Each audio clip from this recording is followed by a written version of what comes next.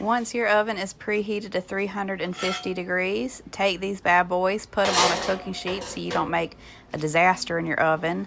Put them face down, and then you are going to bake them for 30 to 60 minutes, depending on how much time you have.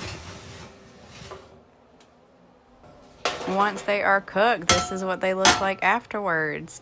Do you see how shiny and clean and wonderful they look? I cannot believe somebody put these beside the dumpster because of one mess up. But anyway, you know, not everybody knows how to fuck with Southern food. I am so proud I added more cast irons to my collection. I think I have about 5 right now. Anyway, this is the before pictures. Rusty, gross. And this is after.